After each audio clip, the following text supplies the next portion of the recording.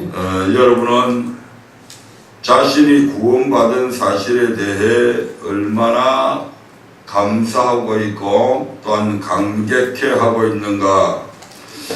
구원은 이 세상 어느 것과도 비교할 수조차 없는 우리 일생에 있어서 최고의 기쁨이요 하나님께서 우리에게 주신 가장 큰 선물이기도 합니다.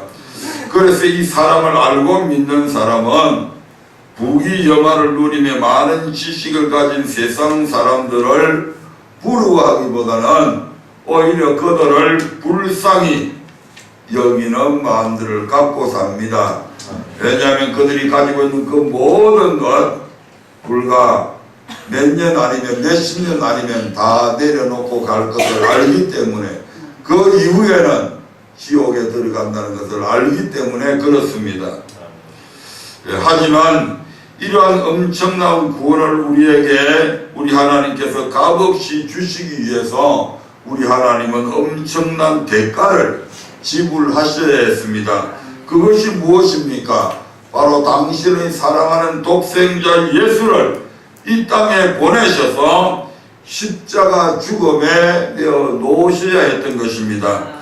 이때 하나님의 마음이 얼마나 아프셨던지 제6시로부터 제6시는 난 12시입니다. 정오입니다. 가장 햇빛이 강렬하게 내려 비쳐야 되는 그 시간, 거기서부터 제9시까지 오후 3시까지죠. 이 시간이 가장 한 하루에 있어서 가장 강렬한 햇빛이 비치는 시간입니다. 그런데 우리 하나님께서 이 아들의 처절한 죽음을 우리 하나님께서 보시지 않으려고 온 땅에 어둠이 임하게 만들었다고 성경은 그렇게 기록을 하고 있습니다. 또한 우리를 구원하시기 위해 고난의 길을 가시던 예수님의 자신의 모습은 어땠습니까? 이사야서 53장 5절부터 7절에 보면 그가 찔림은 우리의 허물을 인하며 그가 상함은 우리의 죄악을 인함이라. 그가 징계를 받음으로 우리가 평화를 누리고 그가 채찍에 맞음으로 우리가 나음을 입었도다. 우리는 다 양 같아서 그릇 행하여 각기 제 길로 갔거늘 여호와께서는 우리 무리의 죄악을 그에게 담당시키셨다. 그가 곤욕을 당하며 괴로울 때에도 그 입을 열지 아니하였으며 마치 도수장으로 끌려가는 어린 양과 틀 깎는 자 앞에 잠잠한 양같이 그 입을 열지 아니하였도다. 아멘. 고난의 길을 가시던 예수님의 모습은 참담했습니다. 모든 인류의 죄를 다 뒤집어 썼으니까 그 몰골이, 그 형상이 완전히 일그러져 있을 수밖에 없는 그런 형태잖아요. 사람들에게 침뱉음을 당하고 십자가에 달리시기 전까지 채찍을 맞으시고 얼마나 많은 봉변을 당했습니까? 곤욕을 당하여 괴로울 때에도. 그럼에도 불구하고 우리 예수님은 마치 도수장으로 끌려가는 도살장으로 끌려가는 어린 양처럼 털 깎는 자 앞에서 발버둥 치지 아니하고 잠잠한 양처럼 그 입을 열지 않았다고 말씀합니다. 오죽이 답답했으면 그를 지금 재판하고 있는 빌라도 총독이 한마디도 변명도 안 하시는, 빌라도가 볼 때는 분명히 주님은 죄가 없는데 나는 죄가 없습니다라고 무슨 변호를 할 줄 알았는데 전혀 그런 변호조차도 하지 않습니다. 이 재판하는 빌라도가 하도 답답해서 야, 이 사람아, 내가 너를 놓을 수 있는 권세가 있는 줄 네가 모르냐? 네가 지금 너의 정당성을 얘기하면 내가 풀어줄 수 있지 않냐? 이런 얘기거든요. 그때 주님께서 그 권세를 주신 분도 하나님이시다. 딱 그 말 한마디만 합니다. 아멘. 근본 하나님의 본체시며 죄가 없으신 하나님의 아들이신 분이 왜 이 같은 고통을 당하셔야 했는가? 바로 저와 여러분 때문입니다. 우리의 죄와 허물 때문에 주님은 십자가를 지시고 그 험한 골고다의 길을 홀로 가셨습니다. 그리고 친히 십자가에 달리사 물과 피를 다 쏟으셨고, 이 십자가 죽음은 사람이 느낄 수 있는 최고의 처절한 고통이고 역사상 사람이 만든 행벌 중에서 가장 잔인한 행벌이기도 합니다.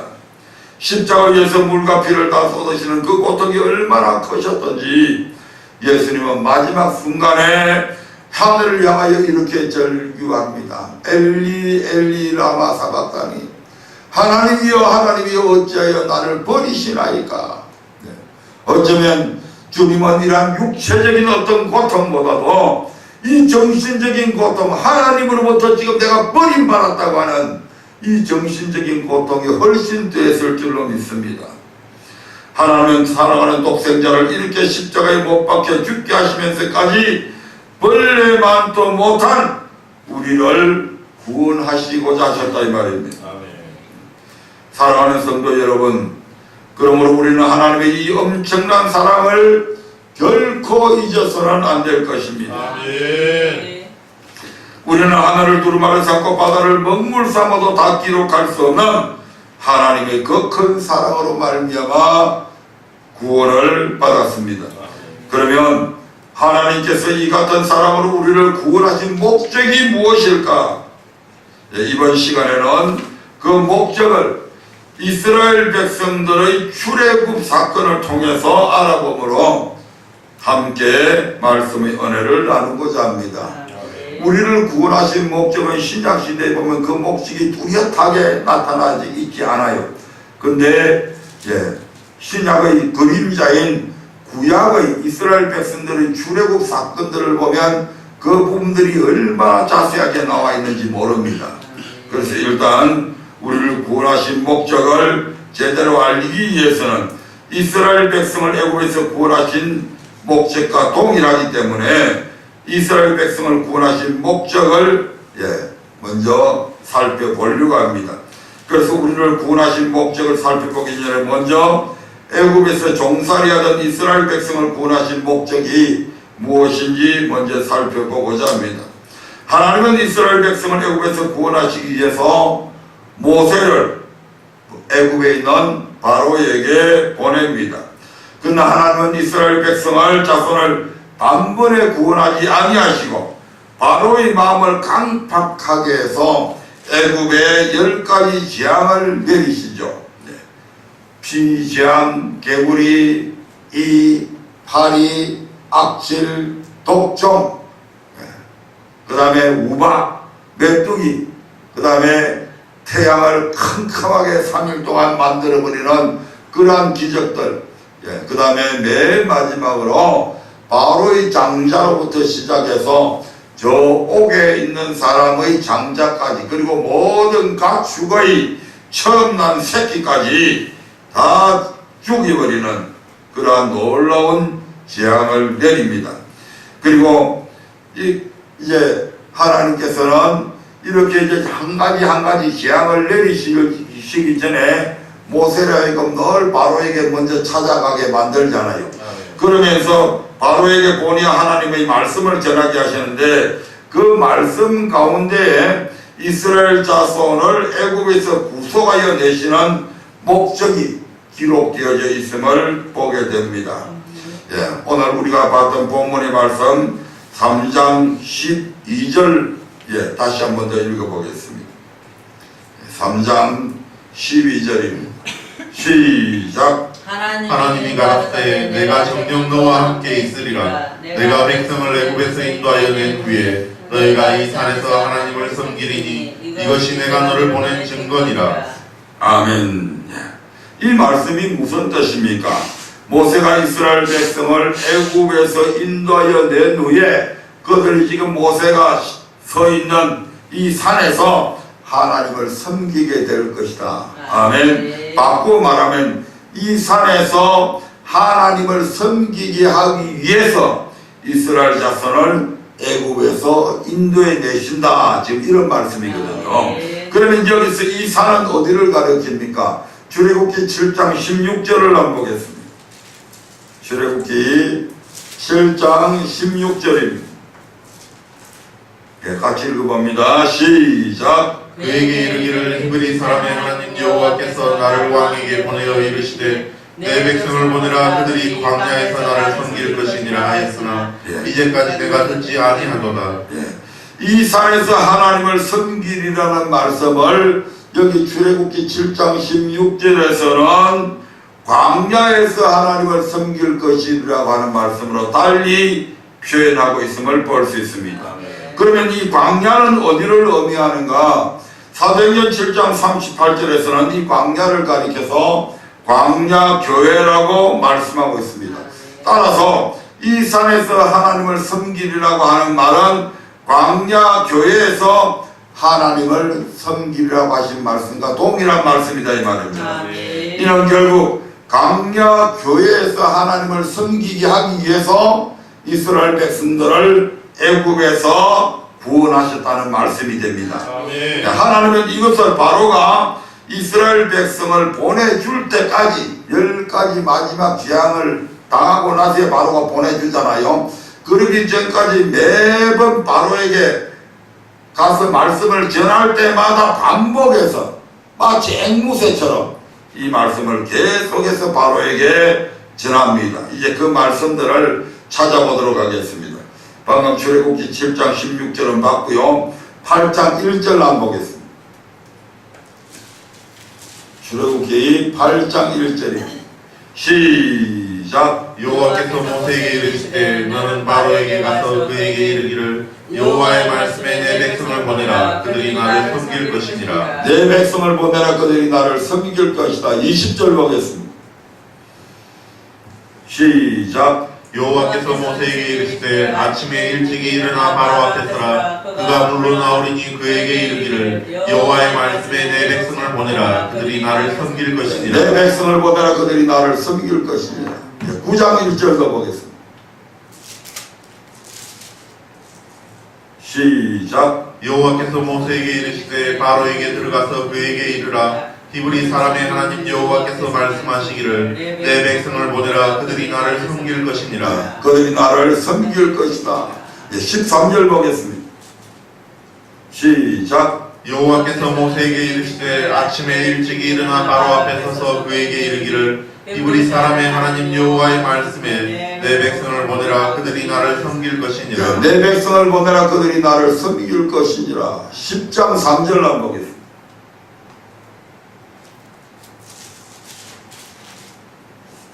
시작. 모세와 아론이 바로에게 들어가서 그에게 이르되 히브리 사람의 하나님 여호와께서 말씀하시기를 내가 어느 때까지 내 앞에 겸비치 아니하겠느냐. 내 백성을 보내라 그들이 나를 섬길 것이니라. 이와 같이 하나님은 모세를 바로에게 보내실 때에 단 한 번도 내 백성을 보내라 내가 그들을 그들의 열조 아브라함과 이삭과 야곱에게 맹세한 가나안 땅으로 인도하여 드리리라고 말씀하시지 않으셨습니다. 매번 똑같이 내 백성을 보내라 그들이 나를 뭐 할 것이다 섬길 것이니라 이렇게 말씀을 전하게 합니다. 이는 무엇을 의미합니까? 하나님께서 이스라엘 자손을 애굽에서 구원하시는 목적이 가나안 땅을 기업으로 주시기에 앞서서 그들로 먼저 광야 교회에서 하나님을 섬기게 하기 위함이었다는 것을 우리에게 시사해주고 있습니다. 다시 말해 출애굽의 궁극적인 목적은 그들을 어디로 인도하는 데 있다? 가나안 땅으로 인도하는 최종적인 목표는 거기입니다. 하지만 그 이전에 반드시 광야에서 하나님을 섬기는 과정을 통과해야 된다 이 말입니다. 이 광야를 통과하지 아니하고서는 결단코 이 광야를 통과하는 것은 광야에서 하나님을 섬기는 삶의 이 과정이 없이는 절대로 가나안 땅에 못 들어간다 이 말입니다. 앞서 이스라엘 자손을 애굽에서 구원하신 목적은 우리를 죄에서 구원하신 목적과 동일하다고 말씀을 드렸습니다. 그러므로 하나님께서 독생자를 처절한 십자가의 죽음에 내어 놓으시면서까지 죄로 죽었던 우리를 구원하신 것은 천국을 유업으로 주기에 앞서서 이 땅에서 우리 교회 생활을 하는 가운데서 마귀에서 하나님을 마귀에서 섬기게 하기 위함인 것을 우리에게 말씀해 주고 있는 사실이다 이 말이에요. 아멘. 예수 믿으면 바로 구원받는다면 왜 교회 생활하게 만드냐 이 말입니다. 그냥 천국 데려가 버리면 되잖아요. 아멘. 근데 그게 아니라니까. 그것을 지금 애굽에서 구원하시는 구약은 뭐 신약의 그림자라고 학자들이 다 그렇게 이야기하잖아요.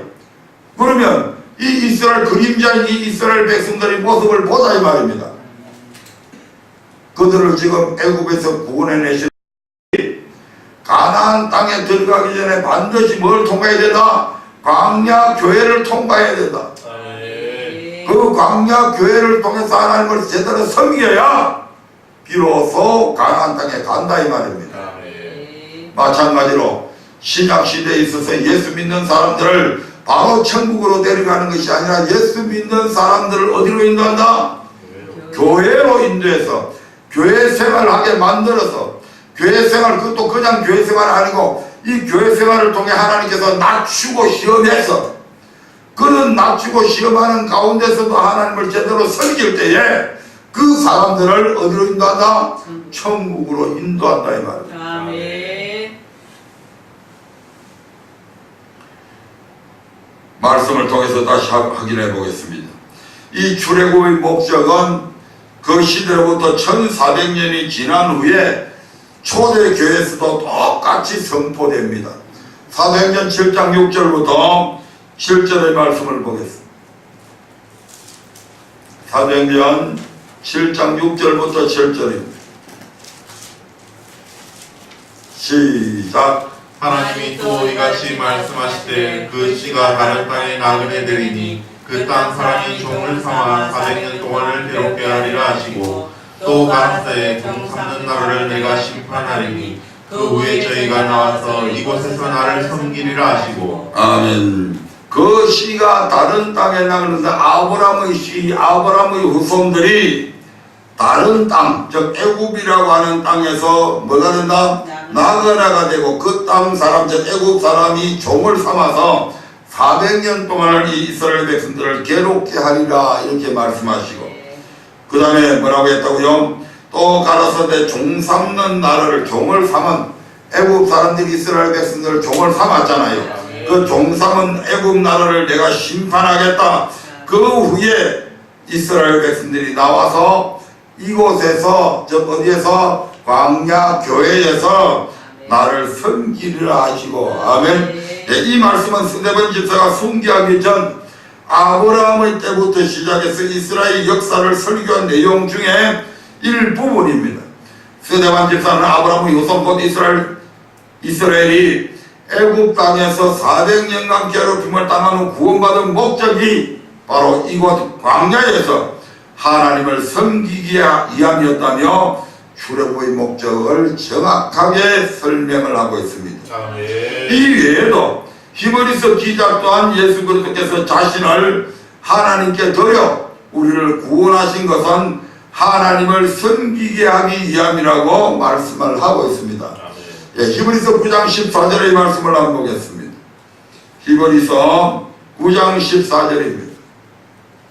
예, 시작. 하물며 영원하신 성령으로 말미암아 흠없는 자기를 하나님께 드린 그리스도의 피가 어찌 너희 양심으로 죽은 행실에서 깨끗하게 하고 살아계신 하나님을 섬기게 못하겠느냐. 이 성경 찾았나? 근데 찾는 속도가 자꾸 요새 느려지는 거다. 성경 그만큼 안 본다는 얘기인데 자꾸 봐야 선서도 자꾸 머릿속에 입력을 시키고 예, 구약 시대에 짐승의 피를 들임으로 하나님의 백성을 다시 거룩하게 해서 하나님을 섬기게 했죠. 예. 그렇게 했는데 하물며 이 짐승의 피에도 이런 능력이 있었다 이 말입니다. 뭐하는 백성의 죄를 사해줘서 그들로 거룩하게 만들어서 하나님 앞에 섬길 수 있는 그런 존재로 만들었다 이 말입니다. 아멘. 무슨 피가? 동물의 피. 예, 짐승의 피, 동물의 피도 그런 능력이 있어.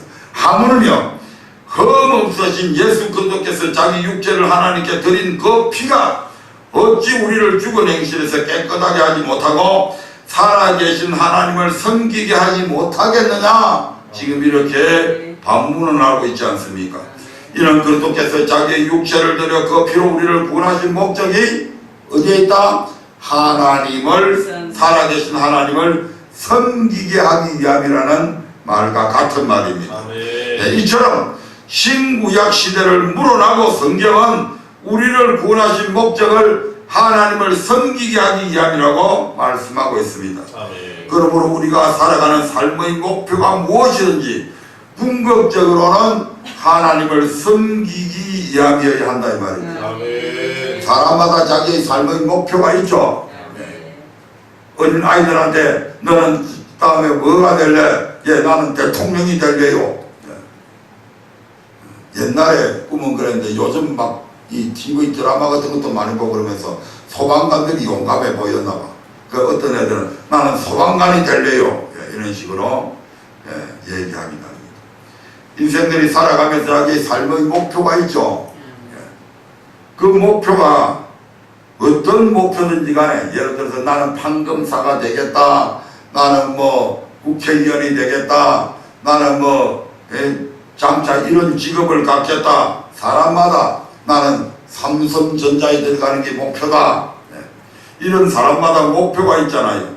하지만 우리는 그러한 목표가 무엇이든지 간에 궁극적으로는 우리의 삶의 목적은 어디에 있어야 된다?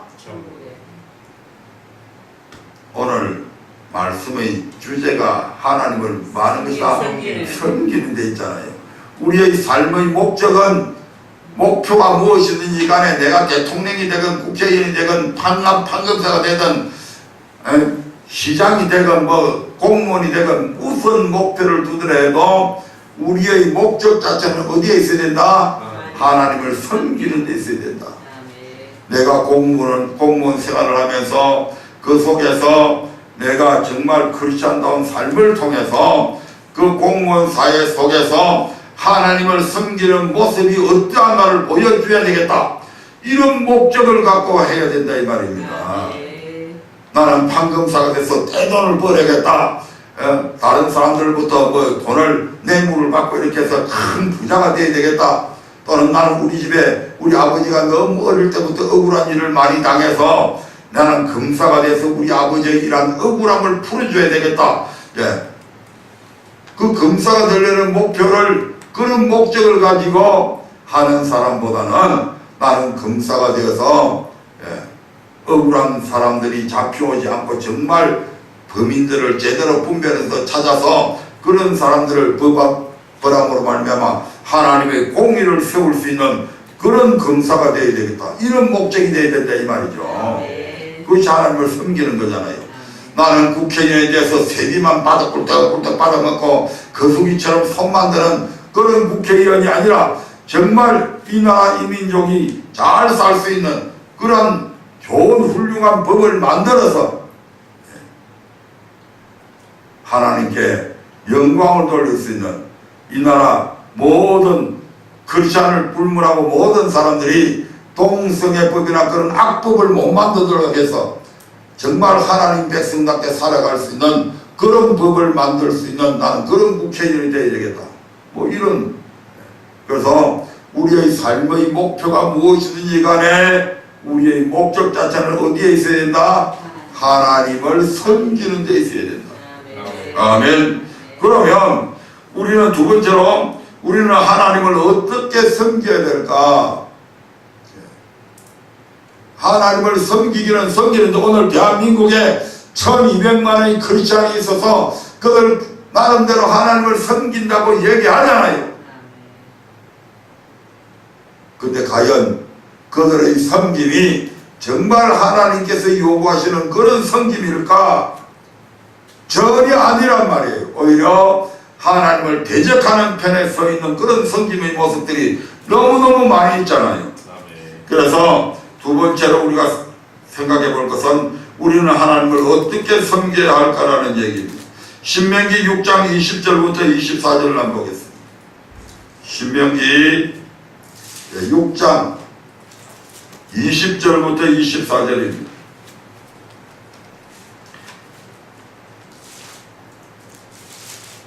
같이 읽어봅니다. 신명기 6장 20절부터 24절 시작. 후일에 내 아들이 내게 묻기를 우리 하나님 여호와의 명하신 증거와 말씀과 규례와 법도가 무슨 뜻이뇨 하거든 너는 내 아들에게 이르기를 우리가 옛적에 애굽에서 바로의 종이 되었더니 여호와께서 권능의 손으로 우리를 애굽에서 인도하여 내셨나니 곧 여호와께서 우리의 목전에서 크고 두려운 이적과 기사를 애굽과 바로와 그 온 집에 베푸시고 우리 열조에게 맹세하신 땅으로 우리에게 주어 들어가게 하시려고 우리를 거기서 인도하여 내시고 여호와께서 우리에게 이 모든 규례를 지키라 명하셨으니 이는 우리로 우리 하나님 여호와를 경외하여 항상 복을 누리게 하기 위하심이며 또 여호와께서 우리로 오늘날과 같이 생활하게 하려 하심이라.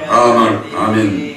이 말씀은 후일에 즉 출애굽의 역사를 알지 못하는 세대의 아들들이 아니 다른 백성들은 안 그런데 왜 유독 우리는 우리 하나님이 여호와의 명하신 증거와 말씀과 규례와 법도를 지키라고 그러느냐, 왜 지켜야 되는지 그 의미를 그 뜻을 우리에게 말씀해 주십시오. 왜 우리의 여호와의 명하신 증거와 말씀과 규례와 법도가 도대체 무슨 뜻입니까? 라고 이렇게 물으면 이렇게 답하라고 하는 것입니다. 아멘. 21절부터 24절에 보니까 여호와께서 크고 두려운 이적과 기사를 애굽과 바로와 그 온 집에 베풀어 애굽에서 바로의 종이 되었던 이스라엘 백성을 구원하여 내시고 그리고 이 모든 규례를 지키라 명하셨는데 왜 지키라고 명하셨냐면 이는 우리 하나님 여호와를 경외하여 우리가 항상 복을 누리게 하기 위해서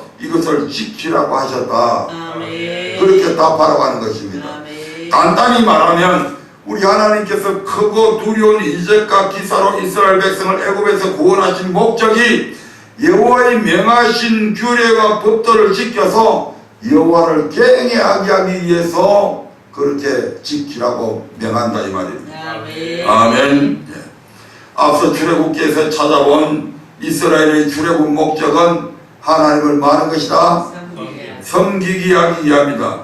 그 말씀들과 이 말씀을 연결해 볼 때 하나님을 섬기되 어떻게 섬겨야 된다? 여호와의 명하신 규례와 법도를 지켜서 여호와를 경외함으로 섬겨야 된다는 것을 알 수가 있습니다. 이것이 하나님께서 우리를 구원하신 목적, 그 창조의 목적인 것입니다. 아멘. 이 외에도 성경은 하나님을 섬기되 어떻게 해야 한다고 말씀하고 있는지 몇 군데만 더 알아보겠습니다. 신명기 10장 12절입니다.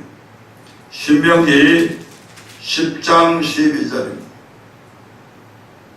시작. 이스라엘아 내 하나님 여호와께서 내게 요구하시는 것이 무엇이더냐 곧 내 하나님 여호와를 경외하여 그 모든 도를 행하고 그를 사랑하며 마음을 다하고 성품을 다하여 내 하나님 여호와를 섬기고. 아멘. 모세는 출애굽을 한 이스라엘 백성에게 하나님을 경외하여 그 모든 도를 행하며 그 다음에 뭘 다하고 마음을 다하고 뭘 다하고 성품을 다해서 하나님을 섬기라. 이것이 너희를 구원하신 하나님께서 너희에게 요구하시는 것이다. 이렇게 지금 말하고 있잖아. 아멘. 하나님을 섬기되 내 생각, 내 감정, 내 뜻대로 내가 봐서 옳다고 생각해서 그리 섬기는 것이 아니고, 아멘. 하나님의 규례와 법도를 따라서 섬겨야 된다. 아멘. 하나님의 규례와 법도를 따라서 섬기되 어떤 마음의 자세로? 마음을 다하고 성품을 다하고. 무슨 말입니까? 최선을 다해서 섬기라 이 말입니다. 최선을 다해서 여호와의 규례를 지키고 최선을 다해서 여호와의 법도를 지킴으로 섬기라 이 말입니다. 그런데 지킬 필요도 없다고 그러는데 그냥 섬기라고 하는 것도 아니고 지킬 필요도 없다고 그럼 안 지키겠다 이 말 아닙니까? 지키지 말라고 말라는 말 아닙니까? 오늘날 그렇게 가르치는 교회와 그렇게 가르치는 목회자들이 우리 주변에 얼마나 많이 있냐 이 말입니다. 그냥 섬겨도 선차는데 규례와 법도를 따라서 섬겨도 선찬다 이 말입니다. 뭘 다해야 돼요? 마음을 다해야 되고 또 뭘 다해야 돼요? 성품을 다해서, 다시 말하면 내가 할 수 있는 한 최선을 다해서 규례와 법도대로 하나님을 섬기라고 하는 얘기입니다. 네. 또 한 문제 찾아보세요. 죽음을 앞둔 여호수아의 마지막 고백이 무엇인지를 살펴보며 다시 한번 보겠습니다. 여호수아 24장 14절부터 15절의 말씀을 보겠습니다. 여호수아 24장 14절부터 15절입니다. 시작. 그러므로 이제는 여호와를 경외하며 성실과 진정으로 그를 섬길 것이라. 너희의 열조가 강정편과 애굽에서 섬기던 신들을 제하여 버리고 여호와만 섬기라. 만일 여호와를 섬기는 것이 너희에게 좋지 않게 보이거든 너희 열조가 강정편에서 섬기던 신이든지 혹 너희의 거하는 땅 아무리 사람의 신이든지 너희 섬길 자를 오늘날 택하라. 오직 나와 내 집은 여호와를 섬기겠노라. 아멘. 여호수아는 이스라엘 백성에게 오늘날 너희가 섬길 자를 택하라. 오직 나와 내 집은 여호와만 섬기겠노라라고 선언하면서 여호와를 경외하여 성실과 진정으로 그를 섬기라고 지금 명령을 하고 있습니다. 여호와를 섬기는데 어떻게 섬겨야 된다? 성실함과 진정으로 섬겨야 된다.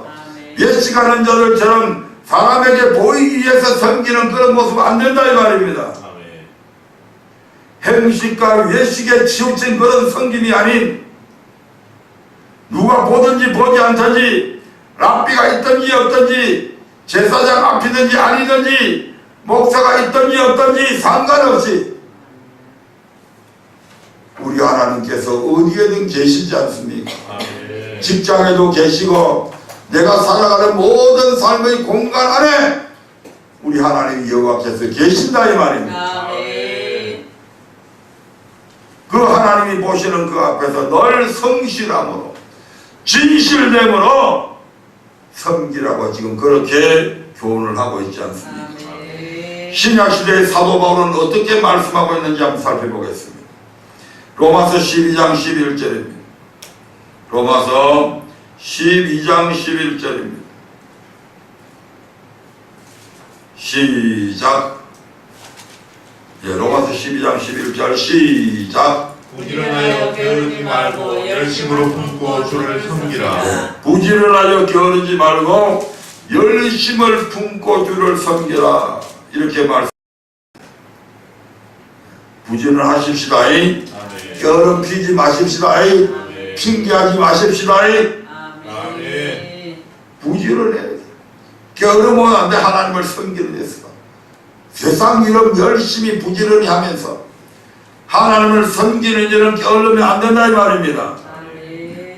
열심을 품고 주를 섬기라. 최선을 다해서 섬기라 이 말입니다. 그리고 이어지는 로마서 14장 18절에서는 다시 이렇게 말씀합니다. 로마서 14장 18절입니다. 시작. 이로써 그리스도를 섬기는 자는 하나님께 기뻐하심을 받으며 사람에게도 칭찬을 받느니라. 아멘. 우리가 그리스도를 이러한 열심으로 섬기게 될 때 하나님의 기뻐하심을 받을 뿐만 아니라 사람들에게도 칭찬을 받는다는 것입니다. 아멘. 어중간히 선찬히 섬기니까 사람들한테 욕을 얻어먹지. 아멘. 제대로 섬기면 사람에게도 칭찬을 받게 되어 있다 이 말입니다. 아멘. 열심을 다해서 정말 그리스도인답게 직장에 나가서도 최선을 다해서 성실하게 일하고 진실되게 상사나 부하 직원들을 대하고 그렇게 하다 보면 사람들에게도 칭찬 받아요 안 받아요? 받는다 이 말입니다. 왜 못 받겠어요? 하나님이 받는다는데. 오늘날 그리스도인들이 세상 가운데서 짓밟히는 이유가 뭡니까? 빛과 소금의 맛을 빛을 비추지 않고 소금 맛을 잃었기 때문에 받는 거잖아요. 똑같은 말씀이잖아요. 우리가 정말 크리스찬다운 모습을 살아가서 빛을 비추고 그렇게 하면 세상 사람들로부터도 야, 저 친구는 진짜 예술적이다. 아멘. 저 친구는 진짜 크리스찬이다. 저런 사람 같으면 나도 예수 믿고 싶다. 칭찬 듣는 크리스찬이 되시다. 아멘. 옆에 분들하고 인사하는 칭찬받는 그리스도인이 됩시다. 칭찬받는 그리스도인이 됩시다. 아멘. 아멘. 뿐만 아니고 하나님도 그러한 우리의 모습을 기뻐하신다. 아멘. 예.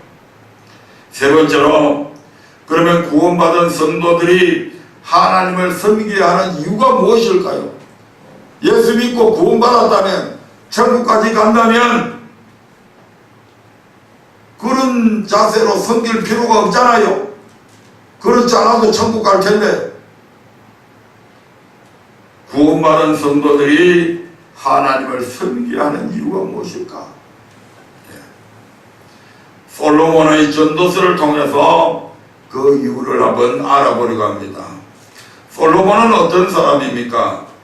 우리가 잘 아시다시피 그는 다윗의 아들이요 예루살렘 왕으로서 당대 최고의 부와 권세와 권세를 가지고 있는 그런 왕이었잖아요. 예, 전도서 1장 1절 한번 볼까요? 전도서 1장 1절입니다. 시작. 다윗의 아들 예루살렘 왕 전도자의 말씀이라. 아멘. 다윗의 아들이다. 이 말씀은 다윗은 성군이라고 그러잖아요. 이스라엘 남북을 통틀어서 최고의 왕이 바로 다윗 왕이잖아요.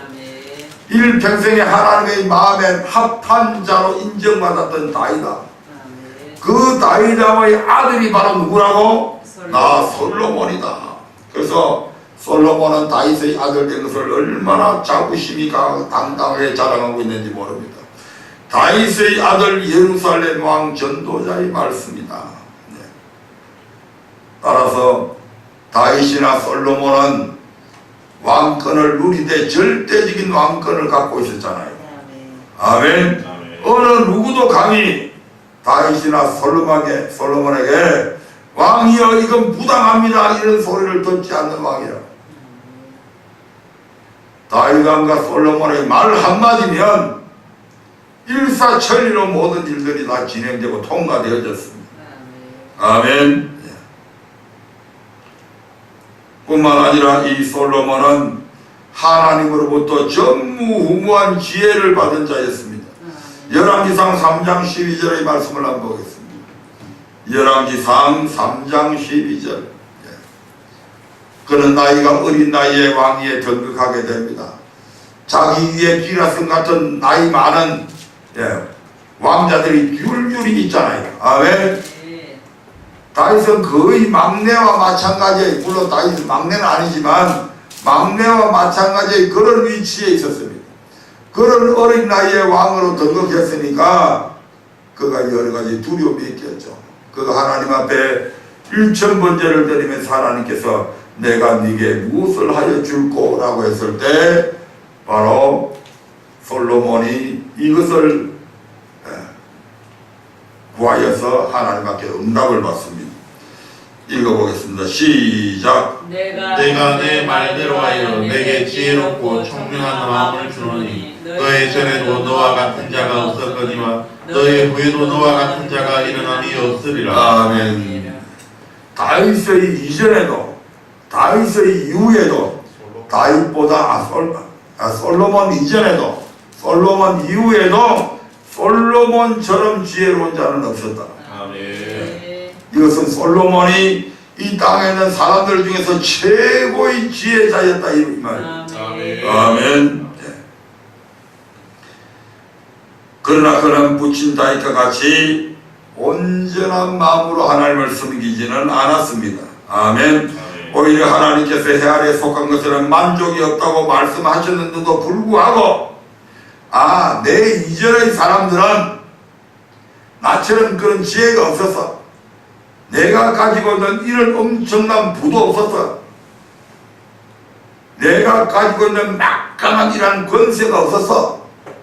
그러니까 때로는 신하들에게 휘둘리기도 하고, 때로는 어떤 일을 하고 싶어도 돈이 없어서 하지 못하기도 하고, 때로는 지혜가 모자라서 그러한 일을 할 만한 엄두를 내지 못해서 그랬을 거야. 그런데 나는 전무후무한 지혜를 가지고 있지 않는가? 나는 어떤 것도 할 수 있는 엄청난 돈을 갖고 있지 않는가? 나는 절대로 내 어떤 주장하는 일들에 반대하는 신하들이 없는 절대적 왕권을 갖고 있는 그런 왕이 아닌가? 그렇다고 한다면 내가 하고 싶은 일을 내가 못할 게 뭐가 있냐? 분명히 내가 하나님은 이 땅에 만족이 없다고 했지만 분명히 이걸 찾아보면 만족이 있을 거야. 누구를 믿었다는 얘기입니까? 하나님의 말씀을 믿었다는 얘기입니까? 자기 지혜, 자기 돈, 자기 권력을 믿었다는 얘기입니까? 자기. 그래서 그걸 갖고 자기 마음대로 사용을 해봤어. 그래서 우리가 전도서를 보면 솔로몬은 이러한 부와 권세와 지혜를 가지고 세상에서 만족을 찾을 수 있을 것이라며 자신을 시험적으로 즐겁게 해봤어. 아, 술을 많이 마셔보면 만족이 있을 거야. 술 마셔봤어. 예. 여자를 많이 거들고 있으면 만족이 있을 거야. 1000명의 여자를 거들어봤어. 사업을 하면 크게 하면 만족이 있을 거야. 사업도 크게 해서 우물을 파고 각종 진귀한 짐승들을, 물고기들을 다 거기에 갖다 놔봤어. 음악을 적으면 개그를 잘하는 친구들을 데리고 오면 만족이 있을 거야. 그래서 코미디언 온갖 개그들을 다 불러 모아봤어. 노래를 하면 즐거움이 있을 거야 해서 온갖 가수들 다 불러 모아봤어. 아멘. 그러면서 그가 무엇이라 이야기합니까? 무엇이든지 내 눈이 원하는 것을 내가 금하지 아니했고 무엇이든지 내 마음이 즐거워하는 것을 내가 막지 아니했다. 또한 먹고 즐거워하는 일에 누가 나보다 승하랴? 누가 나보다 더 많이 이런 일을 해봤겠냐 이 말입니다. 아멘.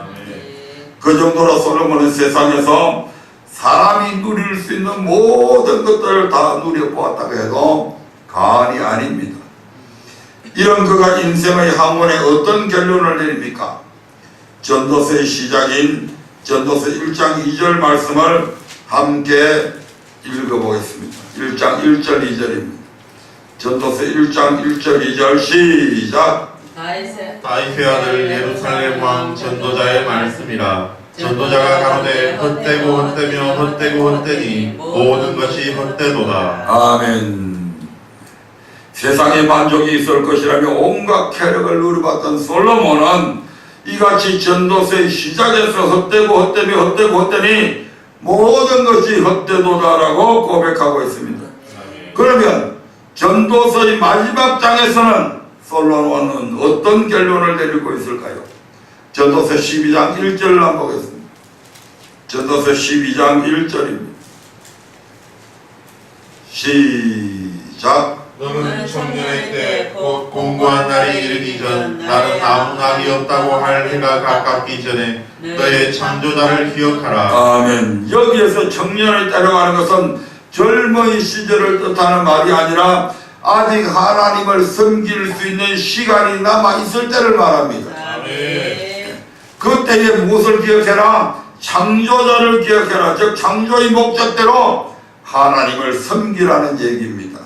아멘. 2절 한번 볼까요? 2절 시작.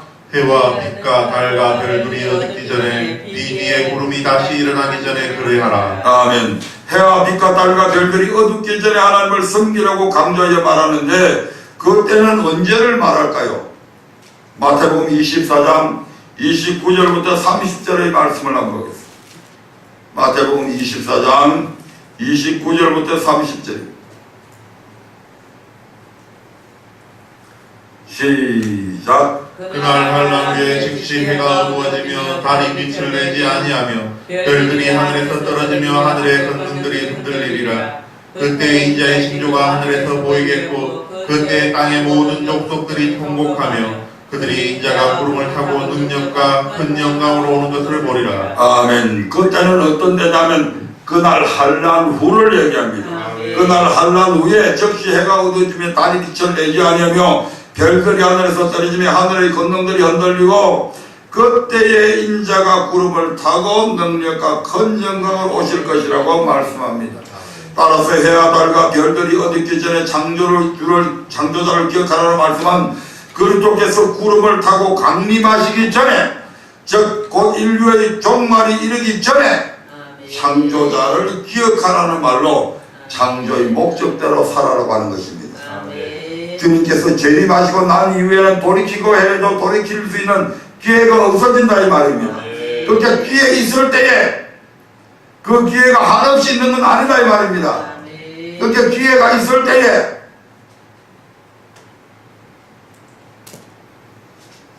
전도서 12장 7절을 한번 보겠습니다. 전도서 12장 7절입니다.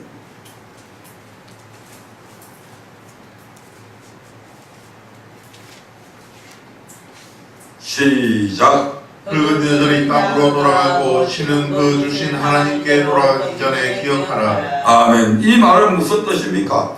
흙은 땅으로 돌아가고 신은 그 주신 하나님께로 돌아간다는 것은 바로 우리의 육체를 흙으로 지었잖아요. 아멘. 다시 말하면 우리 육체가 흙으로 돌아가면 그것은 무엇을 의미합니까? 죽음을 의미하잖아요. 아멘. 한마디로 우리가 죽기 전에 창조자를 기억해라. 즉 창조의 목적대로 하나님을 섬기라고 하는 얘기입니다. 아멘. 이와 같이 솔로몬은 인류의 종말뿐만 아니라 야 주님 언제 재림하시나?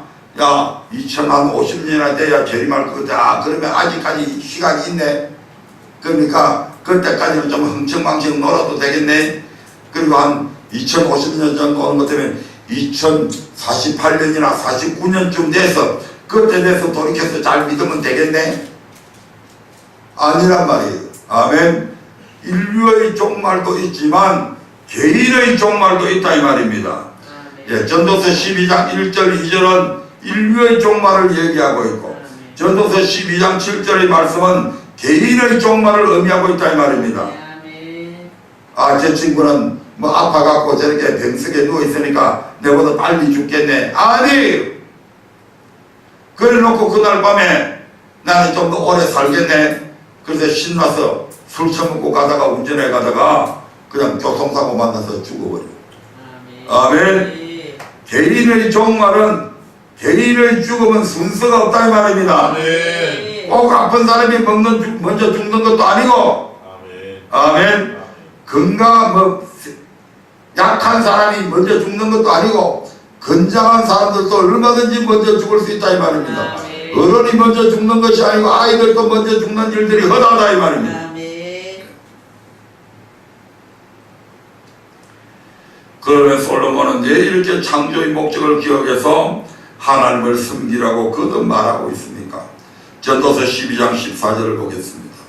예, 솔로몬이 결론을 내리면서 하나님 창조의 목적을 기억해서 하나님을 섬기라고 이렇게 거듭 인류의 종말이 오기 전에 또 네 개인의 죽음이 오기 전에 창조주 기억하라고 왜 이런 말을 거듭 하고 있을까? 바로 12장 14절 때문입니다. 시작. 하나님은 모든 행위와 모든 은밀한 일을 선악간에 심판하시리라. 아멘. 하나님은 우리의 모든 행위와 모든 은밀한 일 아무도 모르겠지 하고 했던 일까지도 우리 하나님은 다 알고 계시고 아무도 모르게 했던 선한 일도 알고 계시지만 아무도 모르게 했다고 하는 악한 일도 우리 하나님은 다 알고 계신다. 아멘. 그래서 그 선악간에 우리 하나님께서는 심판하는 분이시기 때문에 우리가 미리 때가 있을 때 기회 있을 때 준비해라 이 말입니다. 아멘. 하나님은 우리의 모든 행위와 모든 은밀한 일을 선악간에 심판하시는 분이십니다. 선악간에 심판하신다는 말이 무슨 말입니까? 요한복음 5장 29절을 한번 보겠습니다. 요한복음 5장 29절.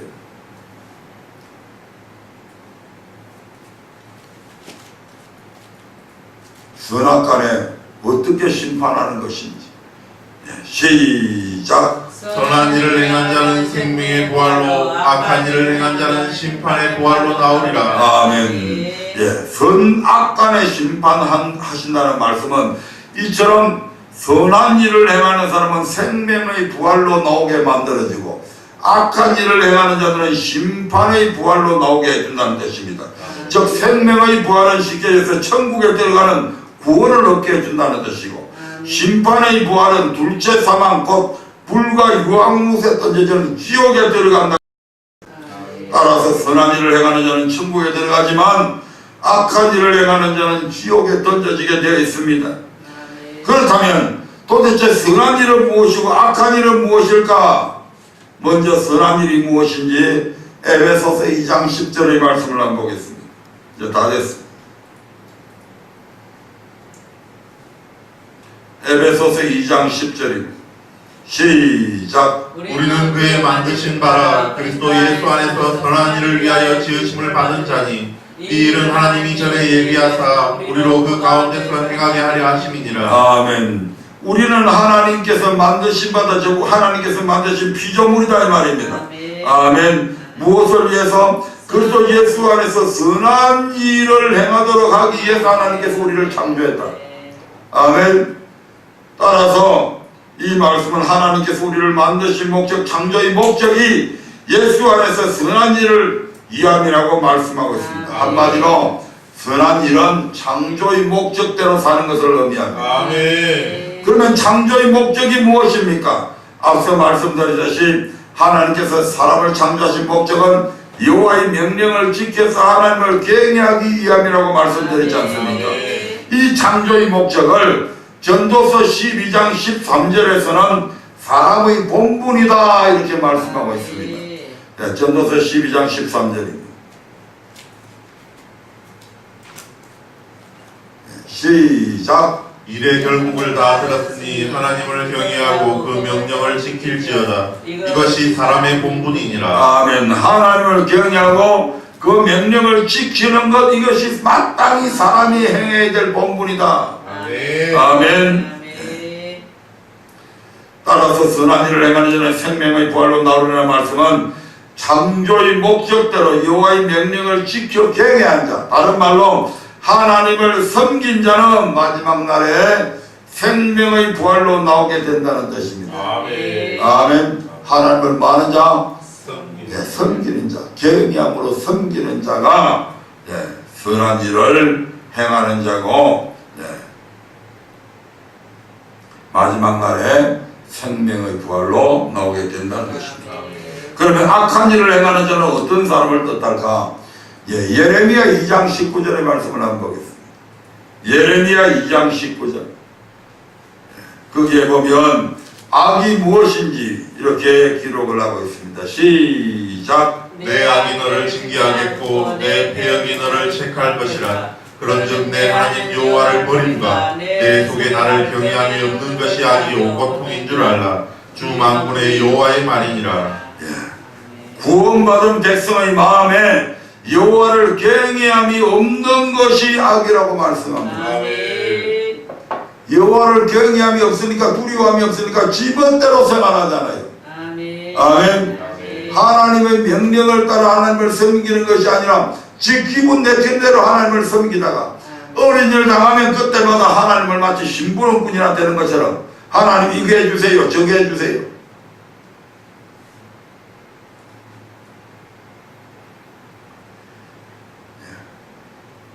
오늘날 뭐 성도들은 말할 것도 없고 목회자들까지도 하나님을 경외함이 없어. 도대체 저 양반이 하면서 저게 하나님이 살아계심을, 하나님을 두려워하는 마음이 있으면 저런 말을 하겠나 할 정도로 자기가 그냥 대장이고 자기가 하나님이요. 느헤미야 1장 7절의 말씀도 한번 보겠습니다. 느헤미야 1장 7절, 시편 119편 53절도 같이 봅니다. 느헤미야 1장 7절 먼저 봅니다. 어떤 것이 악인지. 네, 7절 시작. 주를 향하여 심히 악을 행하여 주의 종 모세에게 주께서 명하신 계명과 율례와 규례를 지키지 아니하였나이다. 아멘. 시편 119편 53절 보겠습니다.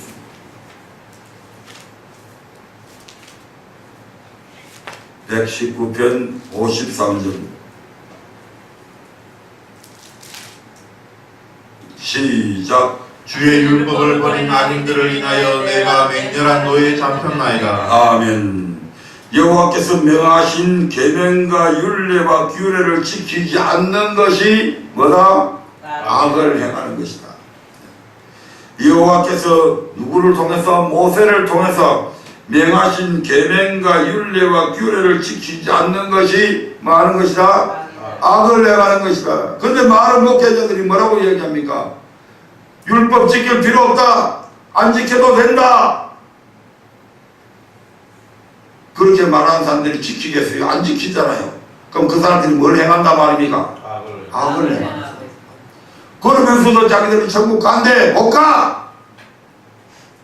절대로 못 가.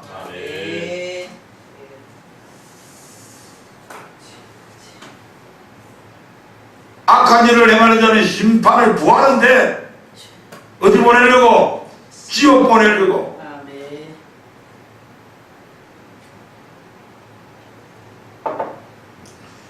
주의 율법을 버린 자를 가리켜서 악입니다.